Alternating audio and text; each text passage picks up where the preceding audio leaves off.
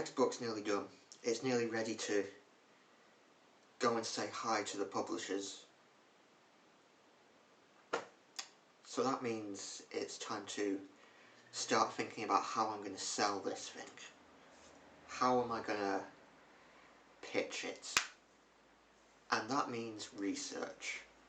That means finding out what else is on the market, what is similar to it, what it's different to. And because this is a gay, gothic version of Alfred Hitchcock's The Birds in Liverpool, plus Greek mythology, I can't say which Greek myth because that's a massive spoiler. That means looking at LGBT books, looking at what else is out there in this sphere. So I spent a couple of months. I read quite a lot of LGBT books, and this is what I found. So first up was Simon versus the Homo Sapiens Agenda by Becky Albertalli. Now I did get invested in this towards the end, but I found the writing really, really clunky and really not good. It was very, very amateurish. She kept using, I should say what it's about, shouldn't I? Yeah, it's about this guy called Simon, who is 16, trying to work out who he is and what he's looking for, which I'm assuming means looking for in a partner. And then he starts emailing this guy Blue, who is a fellow student at his school, but he doesn't know who he is. And it's a story about coming out and being gay in a modern high school. As I say, the writing is really clunky and really, really amateurish. She keeps using pop culture references, especially Harry Potter, and they feel forced. It feels like she's watched a couple of YouTube videos to see what's relevant and what's cool, and just written down anything they mention and put it in the book. You can tell she's never been near a gay teenage boy in her life. You can tell. And she says some weird things as well, like coming out is the same as getting a girl pregnant, which, no, it's no. And the main character has no personality either, except for being gay. And being gay is not a personality trait.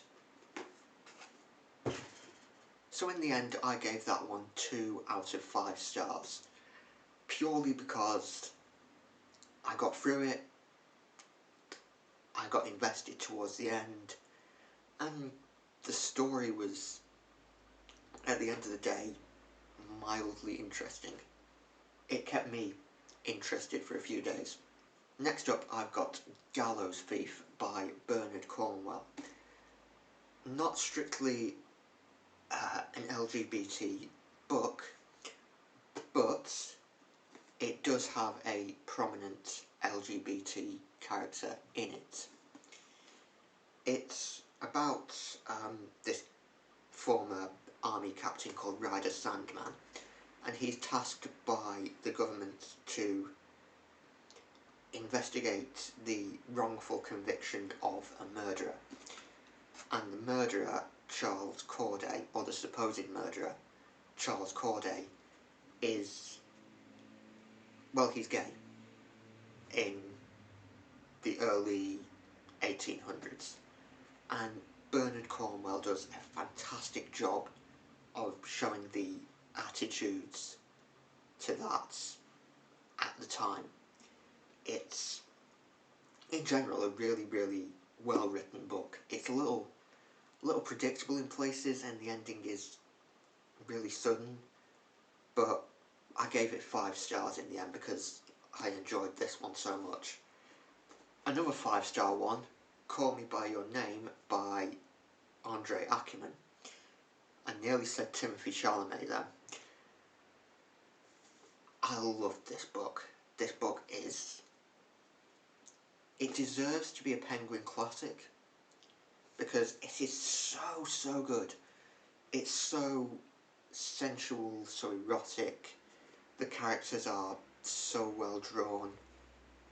It's about Aelio, young man, and he falls for a house guest at his father's Italian Riviera retreat. If you've seen the film, this is what the film is based on. But it's so sensual and it's so erotic and it's so well written. And the characters as well are so well rounded. They've got flaws, they've got issues, especially Aelio, and you can feel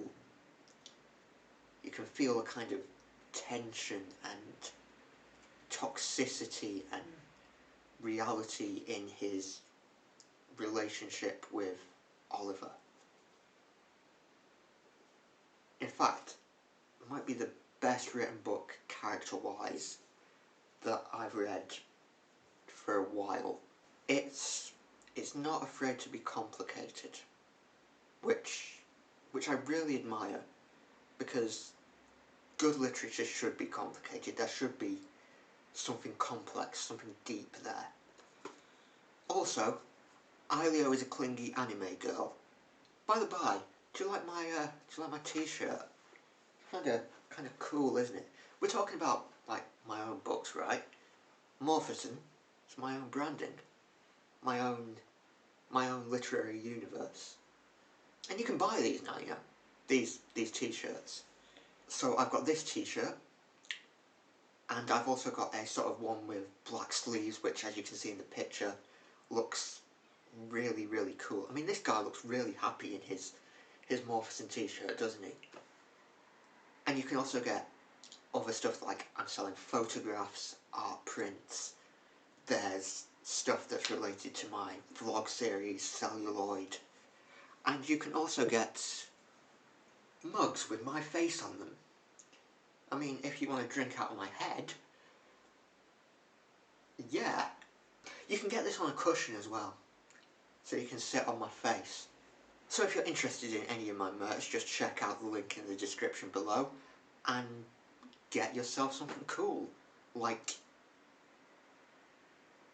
this t-shirt. Moving on from something fantastic to something absolutely horrendous, The Whispers by Greg Howard.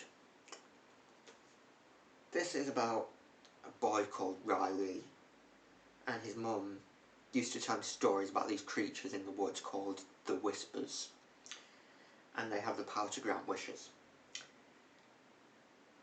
So his mum disappears, and he decides he's going to go into the woods, he's going to find these Whispers, and he's going to get his mum back.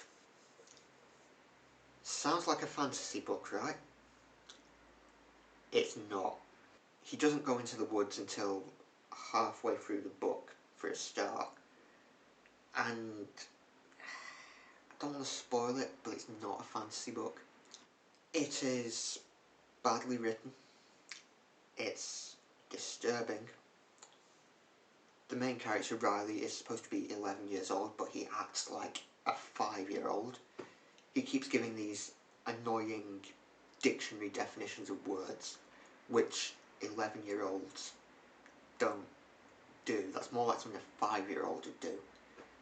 I mean, he's nothing like the 10 or 11-year-olds you see in popular culture. Think like Bart Simpson, think Malcolm in the Middle, think all those kids you used to get on Disney TV programmes like Send Your Motorbike. It's perverted. There is needless sexualisation in there. Riley is definitely gay. He's presented as gay. But the book talks about erections and wet dreams and him having a potential relationship with a 14-year-old, which is all as disturbing and as disgusting as it sounds. Because he's 11. That's wrong. That's so... It made me nearly want to puke. I nearly threw the book away because it was that perverted. It was that wrong. So in the end, I only gave this one half a star because, well, I got through it. That's the only reason it got half a star, because I somehow managed to get through it. Much better was Two Boys Kissing by David Levithan. This one I actually really liked. I gave it 4 stars. It's kind of a bit like, I got the feeling of James Joyce's Dubliners. It's all these interwoven LGBT stories, and at the centre going on is 2 boys, Craig and Harry, who are hoping to set the record for the world record for the longest kiss. And it's all about these LGBT stories, their own story, and that of several other characters. And at the same time, there's this Greek chorus of the dead going on, just sort of talking about their own experiences and comparing them to modern experiences, which I really liked. A lot of these books are written in the present tense, and by the time I got to this one, God, present tense was annoying me. But actually, I really liked this. Really liked it. The only problem I found was that it's too short. It's only 250 pages long, 240 pages even. It needs to be twice the length. Just saying. It needs to be much longer. I wanted much more from this. So then, from the library, I got out Morris by E.M. Forster. One which is, if you ask me, best avoided, because the main character is a whiny, overprivileged crybaby. And it's not that interesting a book either. Then there is this one, A Very Bad Thing by Geoffrey Self, which actually is a very good thing. How best to describe this? It's about Marley, who meets a guy called Christopher, but Christopher's parents are zealots, televangelists, and they are really homophobic, and they've sent their son to gay conversion camp, and oh god, this book is dark. This book is dark as fuck. It's not a nice book, but it is so well written and so important in the issues and the themes it deals with, of homophobia, of gay conversion therapy, of acceptance. Now, I know every booktuber and book reviewer and book blog has mentioned this and recommended this, but I have to include it lastly. The Song of Achilles by Madeline Miller. There's a reason it's been recommended so much, because this is, I think I gave it 5 stars. Yeah, I gave it 5 stars. Because it is so good. It's so well written, so beautiful. It takes the story of Achilles and Patroclus and it puts it into a sort of, not a modern context, but it reworks it into a modern love story, and it's really faithful to the mythology. Really faithful. I mean, there was a point where I thought it wasn't going to be. I thought, oh, she's going to change the ending here. She's going to pull something out of the bag and just change things here. But no. Oh no. And the way she did it was so brilliant that I kind of admire that. So what have I learned from all of this? I've learned that a lot of these LGBT books are about teenagers, about coming out, about the experience of being gay in the modern world. But there are some relevant points in there, like the homophobic attitudes of a very bad thing. That is so relevant to my book. The Greek mythology, the Greek retelling of the Song of Achilles, that is really close to what I'm doing, but I'm moving mine into a modern setting, so that's similar and yet also very different at the same time. In a way, you've also got the fantasy idea suggested by the whispers in my book, but without the disgusting, disturbing perversion of sexualisation of 11-year-olds. Ugh. I might burn that book. There's a barbecue out there. I might burn it. Because, that book, just avoid that book. Avoid it. Don't forget, merch down in the description below. Catch you soon.